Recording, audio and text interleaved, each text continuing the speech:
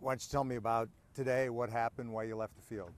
Yeah, just a little shoulder pain, a little shoulder soreness, I should say, and tightness. Felt it a little bit yesterday. Came out today, was going to work through it, and just felt I should be smart. I've got a long time to go, get a day of rest or so, and just get back at it.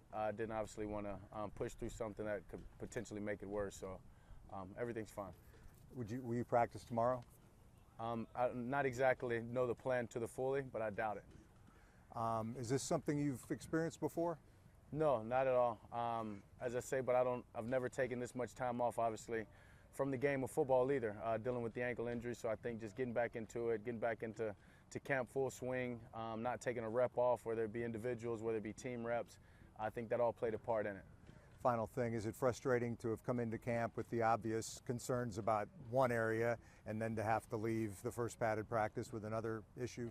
Yeah, I mean, it's just frustrating just leaving the field. Anytime you have to leave the field because of anything, not being out there with your teammates, not getting better, but it's not necessarily a concern I'm worried about or a concern that I think is going to continue throughout camp or anything.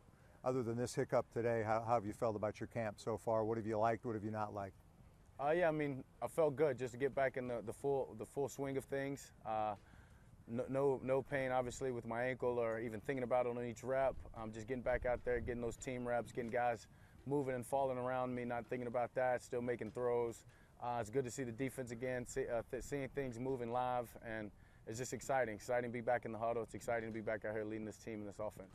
How's your accuracy been? Have you been happy with that? I have.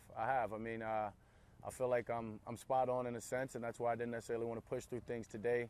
I've been throwing the ball where I want to throw it.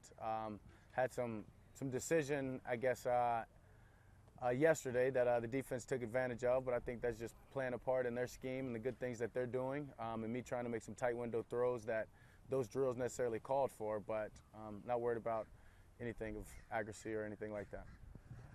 There's no playbook as to how to deal with a pandemic as a leader of a football team, and whether it's fair or not, a headline that's come out of this camp was the comment you made at that news conference about HIPAA and not wanting to reveal your vaccination status.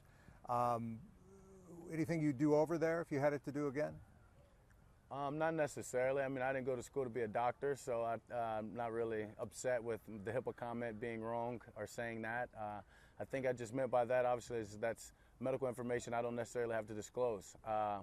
And so I'm not upset with anything I said. I mean, I said what I said, and I'm going to stand by that. And it's not necessarily just for me, but it's to protect teammates and it's to protect other people out there that may not want to share that information.